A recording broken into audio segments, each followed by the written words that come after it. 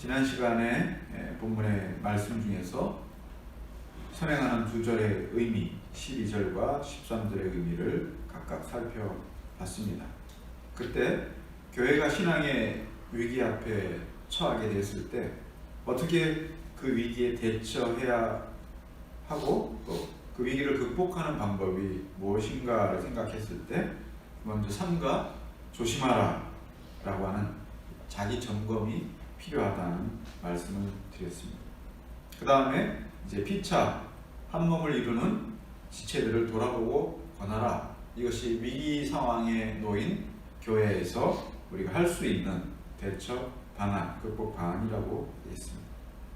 이때 피차 한 몸을 이루는 지체들을 돌아보고 권하라라고 하는 것은 이 권면이 가지는 특성이 아주 중요한 의미가 있다고 말씀을 드렸어요. 권면이라고 하는 것은 보편적 덕목이다라고 할 수 있겠지만 여기서 말하고 있는 교회 안에서 위기 상황에서 피차 돌아보고 권하라라고 하는 것은 단지 그런 도덕적이고 윤리적인 정서적인 덕목에 머무르지 않고 성도의 존재론적인 차원까지 올라가야 한다라고 하는 점을 강조해서 말씀을 드렸어요. 존재론적인 차원까지 올라간다라고 하는 것은 권면하는 것 자체, 서로 돌아보고 함께 잘하는 것 자체가 성도의 정체성이고 성도의 존재하는 방식이라는 거예요. 단지 이 공동체를 잘 이루기 위해서, 잘 형성하기 위해서 우리가 뭔가 발휘해야 되는 어떤 덕목이 아니라 성도라면 반드시 그와 같은 일들을 통해서 교회가 한 몸이라는 사실들을 확인하고 또 확인시켜주는 이런 작업이라고 봤을 때 권면은 성도의 존재론적 특성이다 라고까지 그걸 높이 이렇게 격상해서 우리가 말할 수가 있다는 거예요. 바로 그것은 우리가 처음부터 한 몸인 전체로 부름을 받았다 라고 하는 이 교회의 원리에 근거하기 때문에 그렇습니다.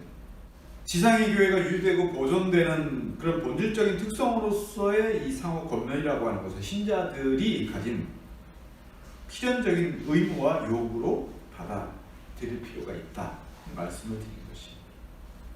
먼저 말씀드린 것처럼 사도는 이 4절 중에 첫 2절을 경고와 권면으로 말씀했고 그 다음 14절은 2장부터 시작된 이 서신의 주요한 목적으로서 복음 진리 안에서 끝까지 그 진리를 견고히 잡아야 할 이유를 반복해서 14절을 말하고 있어요.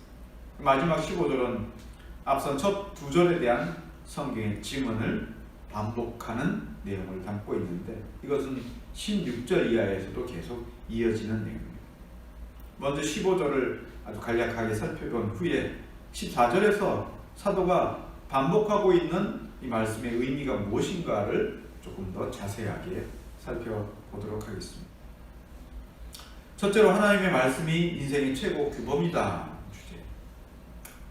우리가 본장에서 주목해야 할 관점 중에 하나는 모든 시대와 모든 시대의 사람과 모든 시대의 환경의 다양함 속에서도 변하지 않고 바뀌지 않는 항상성이 있다는 거예요. 항상성을 유지해야 한다는 것이에요.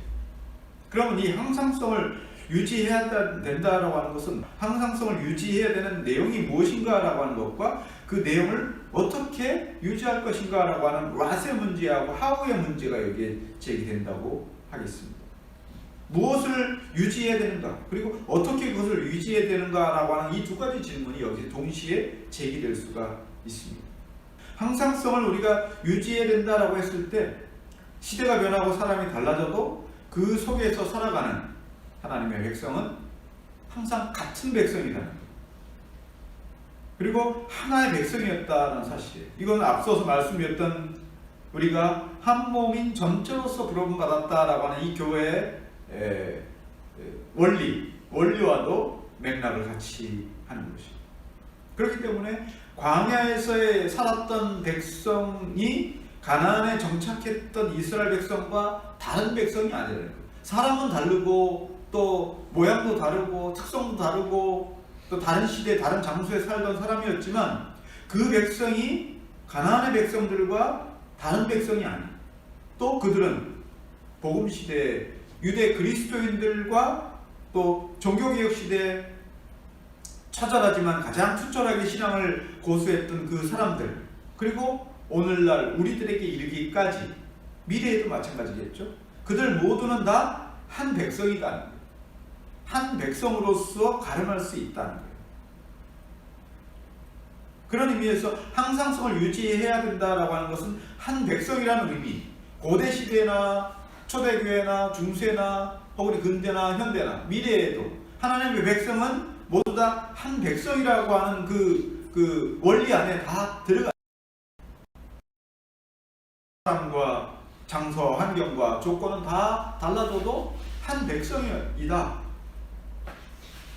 이것이 항상성을 유지해야 되는 중요한 관점인데, 그러나 여기서 우리는 머무를 수가 없습니다. 더 중요한 것이 있습니다. 우리가 주목해야 될 사실은 이 하나됨, 한 백성이 하나됨이라고 하는 진실은 사람 자체에서 기인하지 않는 거예요. 사람 자체로 말미암지 않는다는 거예요. 그것은 언제나 같은 것이고 영원히 사라지지 않고 변하지 않는 것으로서 바로 한 하나님의 말씀, 같은 말씀, 하나님의 같은 말씀이 모든 항상성, 모든 하나님의 됨의 근원이기 때문에 사람도 아니고 환경도 아니고 조건도 아니고 어떤 가시적인 어떤 것도 아니고 바로 하나님의 말씀이 같은 말씀이고, 같은 말씀이 주어진 사람이 그 말씀을 먹고 마실 때 바로 그는 하나됨의 그 원리 안에 종속되고 들어가게 되는 것이기 때문에 이것은 언제나 우리가 그분 안에, 그분의 말씀 안에 있을 때 하나 되는 것이고, 그 말씀을 먹고 마시는 동안에만 모든 사람들은 그 안에서 한 백성이라고 하는 그 원리 안에 존재하게 되는 것이에요. 시대를 뛰어넘어서. 이런 추상적인 개념은 성령으로 인해서 말씀 자체로 오신 우리 주 예수 그리스도와 바로 하나님의 말씀, 복음을 고백하는 그 신자들이 그 그리스도와 연합하게 함으로써 어떻게 이제 하나님 말씀이 와시라면 어떻게, how는 뭐냐, 예수 그리스도와 우리가 연합함으로써 우리가 한 몸 된 존재가 될 수, 어떻게 한 몸 된 존재가 될 수 있는지를 비로소 알게 되는 거예요. 그것이 가시적으로 우리가 볼 수 있는 것은 아니죠.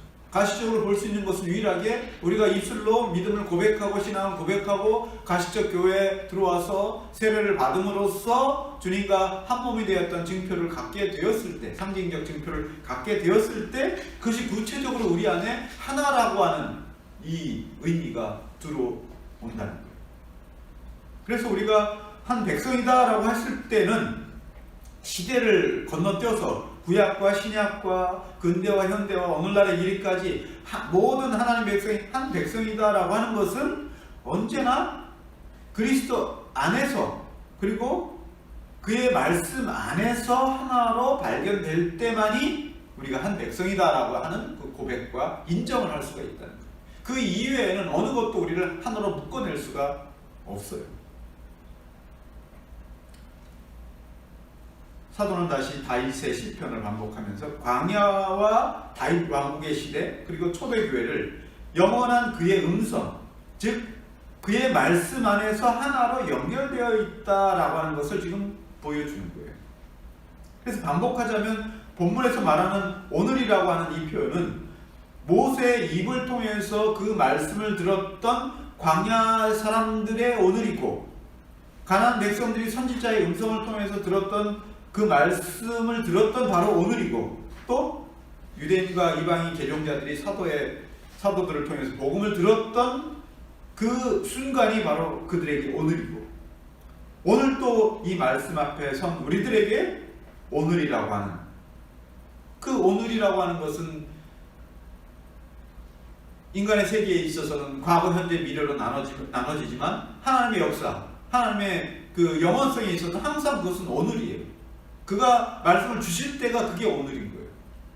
그러니까 우리가 그 말씀을 들을 때 그 하나님의 오늘이라고 하는 그 시간의 모든 그 장소와 시간의 모든 뭐랄까요, 한계를 뛰어넘어서 하나님과 오늘 교제를 하는 거예요. 우리가 오늘 과거도 그렇고 현대도 그렇고 미래도 그렇고 그 말씀을 들을 때 우리는 하나님과 오늘 교제하는 거예요. 오늘 표현이 오늘이라고 하는 시간적 표현이 되었지만 사실 여기에는 시간의 한계를 뛰어넘는 것이죠.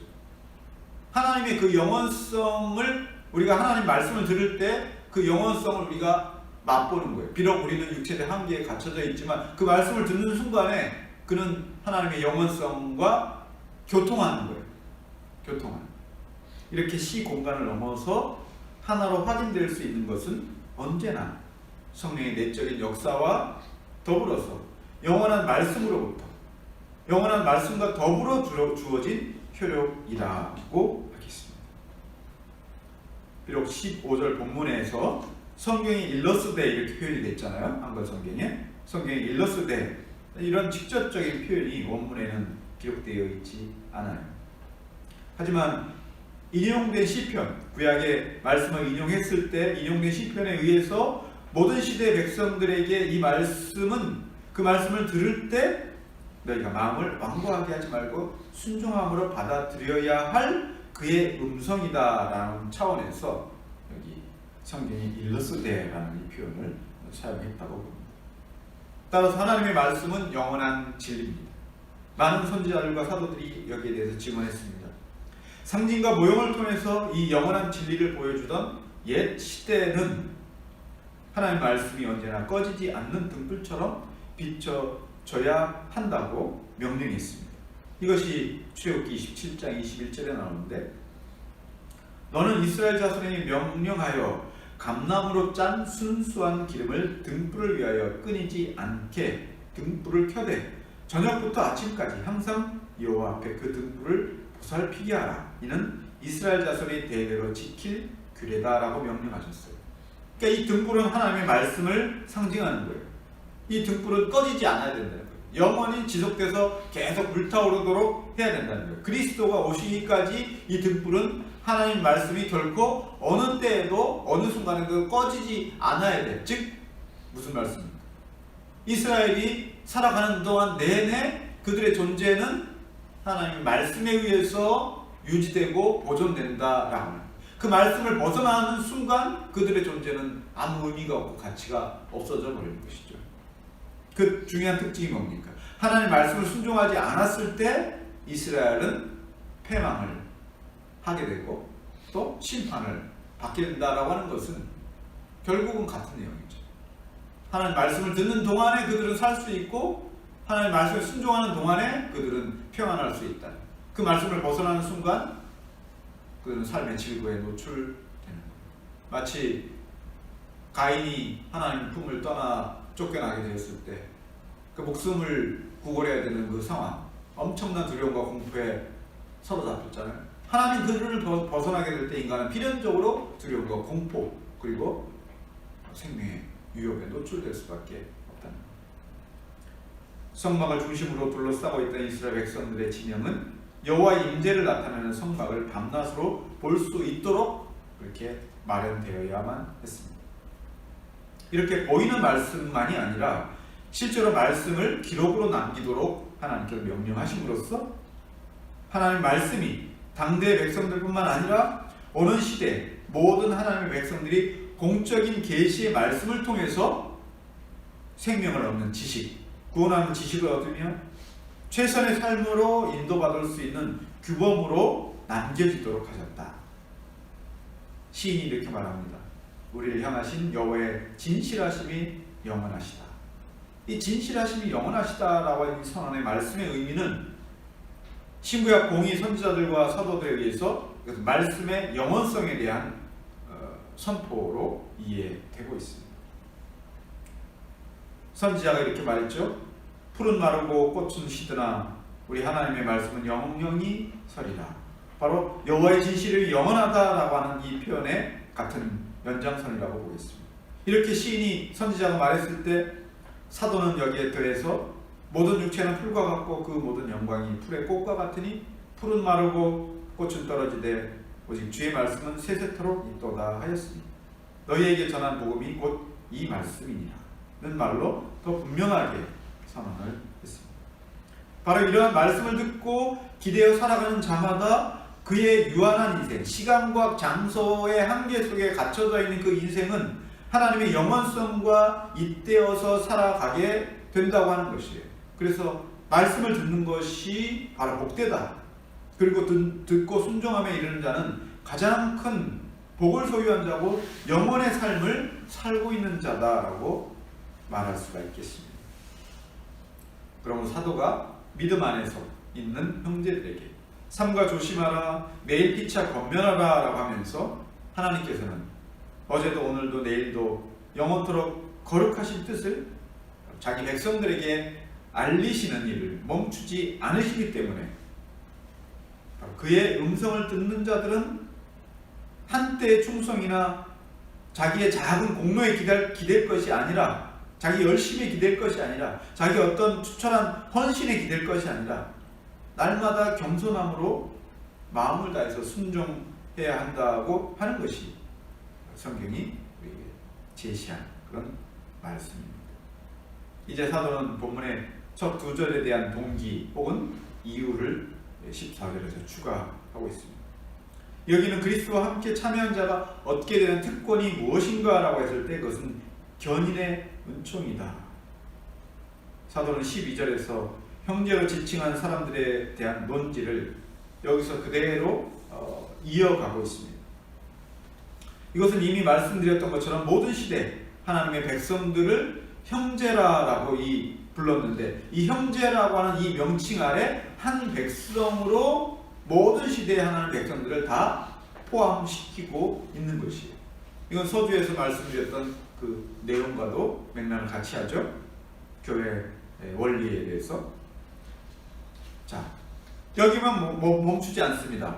모든 시대의 하나님의 백성이 한 형제다라고 여기만 멈추지 않습니다. 역시 이것도 반복하는 내용이겠지만, 그들과 즉 한 형제로 간주되었던 모든 시대의 하나님 백성들과 동류, 같은 형제로 이렇게 부름받기를 부끄러워하시지 않은 중보자 되신 예수 그리스도께서 뭐라 그랬습니까? 범사에 그들과 형제가 되셨다, 이렇게 말하지 않습니까? 히브리서에 범사에 형제가 되시기를 부끄러워하지 않으셨다, 마다하지 않으셨다.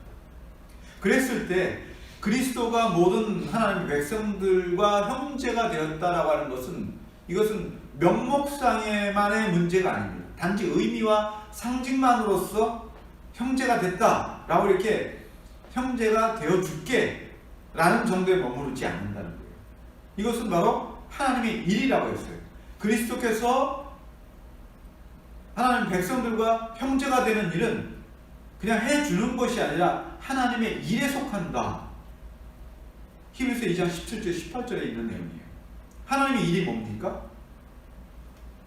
하나님의 백성들의 죄를 속량하시고 시험받아서 고난당하시고 죽으시고 부활하시는 일이 하나님의 일인 것이에요. 그러니까 이 구속의 사역을 감당하시기 위해서는 그리스도가 하나님의 백성들과 형제가 되는 일이 필연적 요건이었다라는 거예요. 그렇게 형제가 되지 않으시면 그리스도께서 구속의 일을 감당하시는 일을 충족하실 수가 없기 때문에 이것은 그냥 좋은 말로 명목상으로 형제가 돼줄게 라는 그런 표현이 아니라, 자, 그런 의미로 봤을 때 현실적으로 배도의 위험에 노출되었던 연약한 교회에 대해서 그리스도와 동료로서 형제라 그리스도를 부르는 것에 대해서 못마땅하게 여기는 사람들도 있을 수 있겠지만, 사도는 그들을 그런 의미로 형제라 부르기를 주저하지 않았습니다. 그리고 본절은 14절은 원인을 나타내는 접속사가 14절을 이끌고 있는데, 그래서 한글 개정력이 이렇게 표현했어요. 확실한 것을 끝까지 견고히 잡으면 이라고 했어요. 잡으면. 그래서 마치 이제 이게 뭐랄까요, 조건절처럼 이렇게 보여지죠. 확실한 것을 끝까지 잡으면 그 다음에 어떻게 하겠다, 뭐뭐 하면 뭐뭐 하겠다, 아주 조건처럼 보여져요. 그래서 이러저러한 행위가 조건처럼, 그러니까 확실한 것을 끝까지 잡는 행위가 마치 조건처럼 이렇게 보이는데 굉장히 좀 단순한 이해예요. 12절에서 삼가 조심하고 피차 권면하는 의무와 도리를 다하는 것이, 말하자면 여기서 14절에서 견고히 잡으면 이라는 뜻과 연결을 짓는다면 바로 그런 조건을 충족시켰을 때, 삼가 조심하고 피차 권면하는 의무를 도리를 다하는 것이 너희가 확실한 것을 끝까지 견고히 만약에 잡는다면 이제 그렇게 잡은 사람에게 그리스도와 함께 참여한 자가 된다고 하는 이런 혜택을 주겠다라고 결론을 내리게 되면 결국 앞서서 말한 형제와 본문에서 말한 참여자 사이에 구분이 일어나게 되는 거예요. 앞에서 형제들을 이렇게 불렀잖아요. 형제들은 누구예요? 너희들이 피차 삼가 조심하고 권면하라 이렇게 권고했잖아요. 그러면서 14절에서 확실한 것을 끝까지 잡으면이라고 했을 때 그 끝까지 잡는다는 게 뭐냐? 삼가 조심하고 형제를 돌아보는 것을 끝까지 이렇게 잘 부여잡고 있으면 이제 너희가 그것을 근거로 해서 그리스도와 함께 참여한 자가 된다. 이런 결론을 하게 되면 형제와 참여자 사이에는 단계가 있는 거예요. 형제라고 불렀을 때 그것은 초보적인 단계고 그 과정을 잘 수행하게 되면 이제 두 번째 단계에서 그리스도와 함께 참여자가 된다고 하니까 형제와 참여자는 두 단계의 이렇게 존재가 되어버리는 거예요.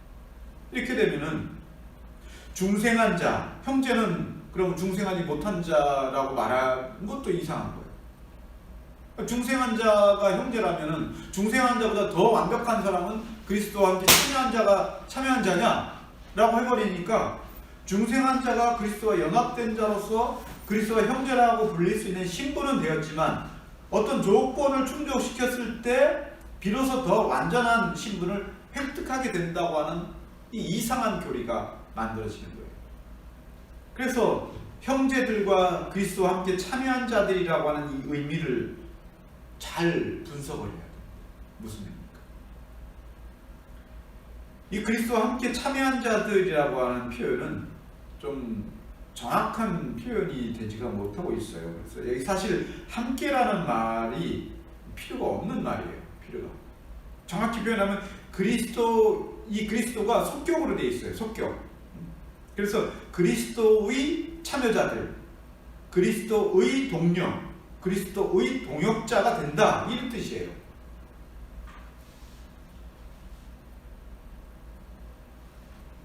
사도는 사실상 형제들과 그리스도의 동료로 혹은 그리스도의 동역자로 이렇게 명칭된 이 두 명칭을 구분하지 않습니다.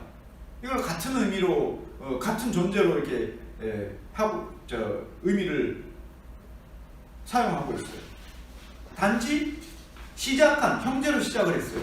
그럼 끝까지 그 형제로서 끝까지 붙들고 견고히 잡아야 된다라고 하는 것을 강조한다는 의미에서 형제라고 불렸던 사람들을 이제 그리스도의 동료라고 부른다라는 의미로 우리가 받아들여야 돼요. 그래서 형제라고 불린 사람들은 끝까지 잡아서 그리스도의 동료로 불리는 데까지 나아가야 된다라고 하는 것으로 이것을 봐야 되는 것이죠.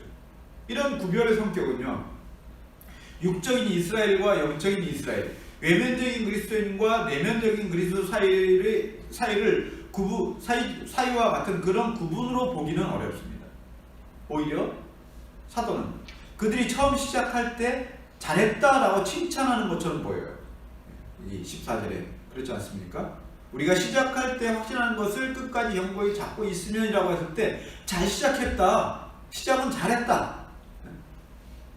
잘 시작했다.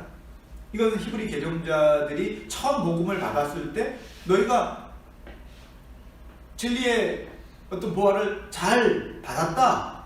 그들을 격려하고 있는 거예요. 사도는 우리가 시작할 때라고 했을 때 시작할 때라는 그 표현을 통해서 히브리 개종자들, 이 히브리서를 받는 히브리 개종자들과 사도 자신을 동일시로 여기기 위해서 그들을 형제라고 불렀던 이 표현이 그냥 공연한 그런 표현이 아니라는 거예요. 우리가 시작할 때 이렇게 표현했기 때문에 우리가. 그 우리는 누가 포함된 거예요? 이 서신을 보낸 사도와 받는 수신자들을 다 포함해서 우리라고 표현해요. 나와 너희들, 우리 모두가 다 시작 잘했다 라고 이렇게 말합니다. 이 우리라고 하는 것은 어떤 우리입니까? 이것은 같은 유대인이라고 하는 육적인 혈통만을 말하는 것이 아니라 복음 안에서 하나가 된 이 계속 원리가 지금 이어지고 있어요. 전체로서의 한 백성이라고 하는 의미에서 하나의 교회, 한 몸된 교회라고 했을 때 우리라고 하는 개념이 거기 그렇게 들어가는 거예요. 복음을 받은 자로서의 우리, 복음을 받아들였다는 것은 그리스도와 형제가 되었다는 뜻이요, 그리스도와 동료가 되었다는 뜻입니다. 이것은 성령의 내적 사역으로 이루어지는 그리스도와의 영적인 연합을 말하는 것이고, 그리스도를 머리로 하고 우리는 그의 몸이라고 하는 그런 한 몸이 되었다라고 하는 뜻이에요. 고린도전서 12장에 잘 나오지 않습니까? 몸은 하나인데 많은 지체가 있고 몸의 지체가 많으나 한 몸과 같이 그리스도도 그러하다. 이 연합은 너무나 견고하고 강력해서 로마서 8장에 있는 것처럼 높음이나 깊음이나 다른 아무 피조물이라도 우리 주 예수 그리스도 안에 있는 하나님의 사랑에서 끊을 수 없다라고 사도가 증언을 했습니다. 뿐만 아니라 그리스도와 한 형제가 된 것은 곧 하나님의 자녀가 되었다는 뜻인데, 이 자녀에 대해서는 로마서 8장 17절에 이렇게 말합니다. 자녀면 또한 상속자다. 곧 하나님의 상속자다. 그리스도와 함께 한 상속자니 우리가 그리스도와 함께 영광을 받기 위하여 고난도 함께 받아야 할 것이다 라고 말함으로써 우리가 그리스도가 얻게 될 그 영광의 동일한 상속자의 혜택, 은택을 받는 존재들이다 라고까지 말하고 있어요. 이러한 증거들은 그리스도 안에서 시작한 사람은 결코 하나님을 떠날 수 없으며 그리스도와 함께 그의 영광의 상속자가 될 것이다 라고 하는 이런 확신이에요. 이러한 특권이라고 하는 것은 이스라엘 혈통에만 국한된 것이 아니라 누구든지 그리스도의 복음을 믿는 사람이라면 모두가 다 받게 될 것이다 라고 하는 것을 말함으로써 에베소 3장 6절에 이는 이방인들이 복음으로 말미암아 그리스도 예수 안에서 함께 후사가 되고 함께 지체가 되고 함께 약속에 참여하는 자가 된다 라고 했을 때, 이 특권을 얻게 되는 원인은 혈통이나 신분이나 어떤 자격이나 외적인 어떤 조건에 달려있는 것이 아니라 오직 복음 안에서 그리스도를 믿는 믿음이 유일한 그 수단이고 방법이고 길이다라고 하는 것을 아주 선명하게 잘 드러내고 있습니다. 자, 이어서 사도는 우리가 시작할 때 확신한 것을 끝까지 견고히 잡으라 라고 했는데, 여기 아주 중요한 용어가 있어요. 우리가 시작할 때 확신한 것, 헬라어로 히포스타시스라고 해요. 히포스타시스. 실체라고 하고 본체라고도 하고 본질이라고도 하는 아주 중요한 이 철학적 개념이기도 하고 신학적으로 아주 중요한 개념인데, 확신한 것이라고 이렇게 말합니다. 확신한 것을 끝까지 견고히 잡으라라고 했을 때, 그리스도와 연합된 신자들이 처음 시작할 때부터 끝까지 그들이 견고하게 붙들고 있어야 되는 것이 무엇인가라고 하는 것을 여기에 내포하고 있는데, 물론 여기서 이 확신한 것을 설명할 때 신앙의 굳은 확신이라고 이렇게 봐도 크게 무리가 없습니다만은 6장 1절에 보면요, 신앙의 확신, 시작할 때 가졌던 확신이죠. 쉽게 말하자면 시작할 때 가졌던 굳은 확신을 본문에서는 끝까지 붙들고 가야 된다라고 얘기를 했는데, 이게 신앙의 확신이라는 것으로만 이렇게 설명이 되어버리면은 다른 본문과 이렇게 약간의 좀 이해하는 데 있어서 간격이 생겨버립니다. 이게 어디서 나오냐면 바로 히브리서 6장 1절에 나와요.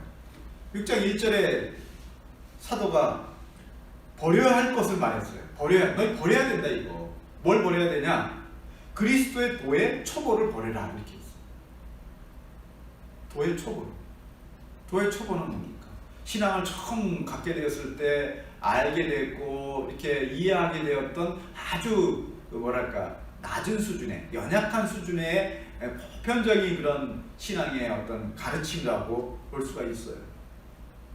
신앙이 성숙하면 이제 그걸 극복하고 버려야 될 것과 같은 좀 가볍고 아주 단순한 것, 그런 내용들이라고 볼 수 있겠죠. 물론 다른 설명도 또 가능하지만, 자, 그렇기 때문에 여기서 시작할 때 확신한 것을 버려야 할 도의 초보라고 할 수가 없어요. 그 바로 시작할 때 확신한 것을 끝까지 견고히 붙잡고 있어야 되기 때문에 도의 초보하고는 다른 거예요, 이게. 그렇다면 시작할 때 확신한 것이 뭐냐? 자기 확신, 내 신념, 내 소신, 내 확신인가? 3장 6절에는 우리가 끝까지 굳게 붙잡고 있어야 할 소망의 확신이다라고 했는데, 이 소망의 확신이라고 했을 때 이 확신도 이 휘포스타시스하고는 다른 용어를 사용하고 있기 때문에 이 확신을 14절의 이 확신한 것과 동일시 할 수는 없어요. 6절에 나와 있는 소망의 확신이라는 말은 말 그대로 우리가 알고 있는 그 확신이에요. 공적인 어떤 고백, 공적인 확신의 성격을 가지고 있어서 자기 믿음을 자유롭고 대담하게 공공연히 고백한다고 하는 의미에 있어서의 컨피던스, 이 확신이라고 할 수가 있겠습니다. 하지만 여기 14절에서 사용된 확신한 것이다 라고 하는 것은 금방 말씀드렸듯이 이 히포스타시스는 본질이나 혹은 실체를 묘사하는 중요한 개념이 이 단어에 들어가 있어요. 이와 관련해서 중요한 사례가 본서 1장 3절에 나와 있어요. 이 히포스타시스를 그리스도의 신성을 표현하는 데 사용을 했어요. 1장 3절에 이는 하나님의 영광의 광채시요 그 본체의 형상이다 라고 해서 이 본체가 히포스타시스를 사용했단 말이에요.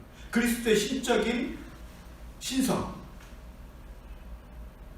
11장 1절에는 믿음은 바라는 것들의 실상이다 라고 했을 때에도 역시 같은 단어가 사용이 됐어요.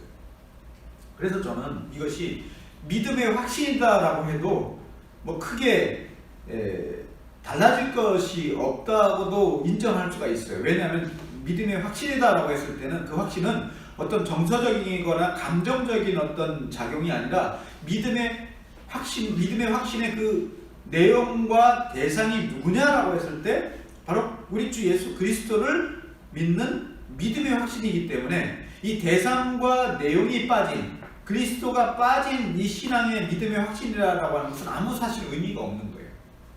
그냥 일반적인 그 소신하고 다를 바가 없어요. 믿음의 확신은 그 소신하고는 다른 거예요. 그렇기 때문에 저는 여기서 이 히포스타시스, 확신한 것이라고 하는 것은 신앙의 어떤 굳은 의지나 확신을 말하는 것이 아니라 그 확신한 것에 실체가 있다는 거예요. 실체가 뭐냐? 바로 우리 믿음의 주요 온전케 하시는 분이신 예수 그리스도를 끝까지 붙들고 견고히 잡고 있어야 된다라고 하는 의미로 하는 것이 훨씬 더 선명한 이 본문의 의미가 된다는 거예요. 우리가 그리스도를 붙드는데 도의 초보를 버리라고 했을 때 그리스도를 버릴 수 있습니까? 우리는 그리스도를 버릴 수가 없어요. 그렇기 때문에 이것은 도의 초보가 아니에요. 도의 초보가 아니고 그 확신은 자기 확신과 자기 소신이 아니에요. 붙들고 있어야 되는 것은 내가 느끼는 감정적인 확신이 아니라 그리스도죠.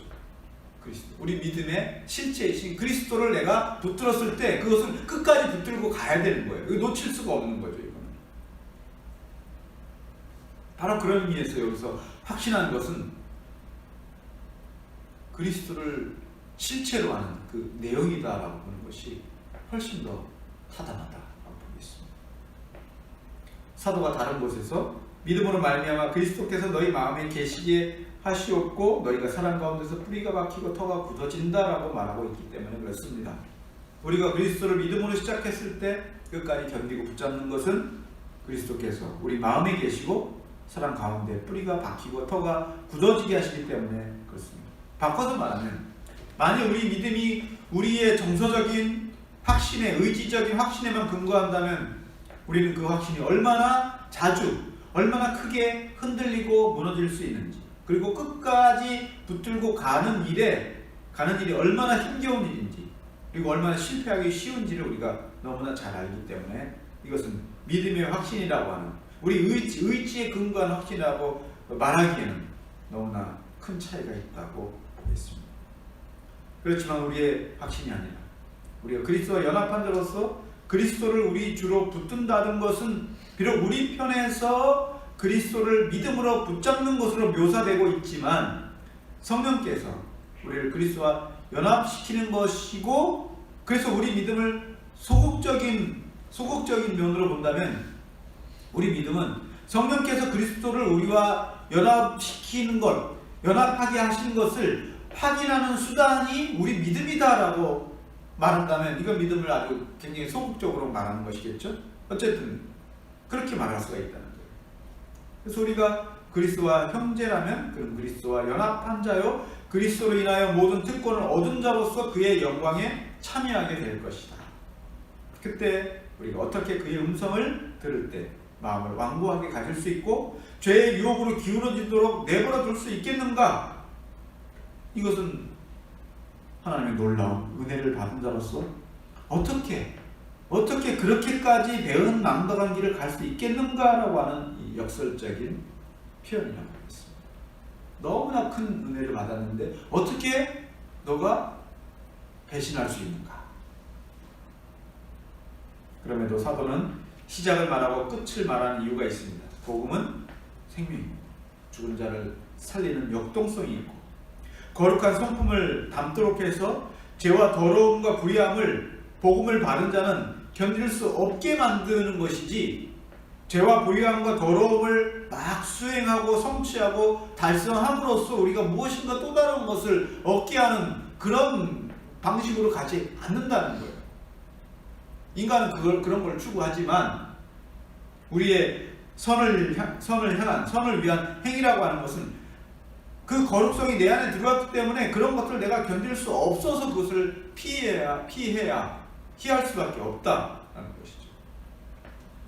그러나 육체로 사는 동안에 완전한 성결에 도달할 수 없습니다만 여기 오늘이라고 말했잖아요. 이 오늘이라 일컫는 동안에 우리는 매일매일 복음으로 하나님의 음성을 듣고 순전한 마음으로 받아들이는 자는 듣고 참으로 하나님의 은혜를 깨달은 날부터 열매를 맺어 자란다라고 하는 골로새 1장 6절의 말씀.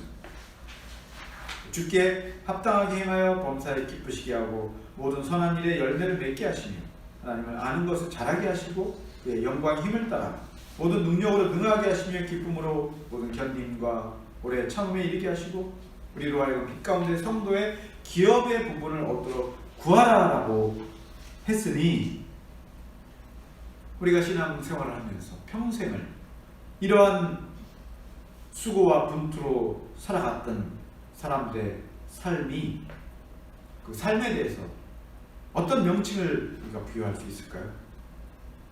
바로 그러한 삶을 살아갔던 사람들에 대해서 하나님의 견인하심의 그 열매라라고 하는 이런 아주 고귀한 명칭을 붙일 수가 있겠죠. 하나님의 견인이 없었다면 그러한 삶을 결코 살아갈 수가 없었을 것입니다. 말씀을 맺겠습니다. 우리 믿음의 실체이신 우리 믿음의 실체는 우리를 구원하신 주 예수 그리스도이십니다. 성령께서 우리를 그리스도와 하나 되게 하신 것을 우리는 믿음의 눈을 통해서 확인하고 확신에 이르게 됩니다. 그리고 믿음을 가지고 이 땅에 사는 동안에 우리는 그리스도로 시작하고 그리스도로 자라며 그리스도로 마치기를 구하고 바라야 한다는 것입니다. 우리의 확신은 흔들릴 수 있고 우리의 믿음도 약해질 수 있지만 그리스도 안에서 우리를 인도하시는 하나님의 견인의 은총은 끊어질 수 없고 우리가 죽기까지 그분이 우리를 붙들어서 마침내 그리스도와 함께 우리가 얻게 될 영광에 도달하게 하실 것입니다. 그렇지만 우리가 이 땅에 사는 동안에 우리의 인생은 값없이 얻은 믿음이 어떻게 힘을 발휘하고 어떻게 사용되어야 할지, 언제 사용해야 될지를 우리가 나타내 보여야 하는 것이 우리 인생이란 훈련장입니다. 여러 가지 시험과 고난 속에 우리는 내팽개쳐진, 버려진 사람들이 아닙니다. 오히려 그때 우리는 우리 믿음이 어떻게 힘을 발휘하면서 사용해야 될지 하는 그 기회를 우리는 얻게 되는 때가 바로 그때입니다. 그리스도로 시작한 사람들은 그래서 결국 그리스도로 마치게 될 것입니다. 믿음은 바로 그 사이에 놓여있는 우리를 자라게 하고 열매를 맺게까지, 그 믿음이 어디에서 무엇을 통해서 자양분을 얻고 견고하게 서 나갈 수 있게 하는지를 알려주게 되는 것입니다. 그 믿음은 참된 교회 안에 속해 있을 때 건실하게 자라고 끝까지 그리스도를 붙드는 그런 삶을 살도록 만든다라고 하는 그 면에서 우리가 우리 신앙을, 우리 영혼을 어디에 두고 양육을 받게 할 것인가 라고 하는 것은 이 시대에 참으로 중요한 그리스도인의 삶의 가치가 되겠습니다. 말씀을 마치겠습니다. 주의 음성을 들을 때 마음을 완고하게 하지 말라. 시작할 때 확신하는 것, 실제이신 우리 주 예수 그리스도를 끝까지 견고히 잡아라. 이것이 오늘 말씀의 결론입니다.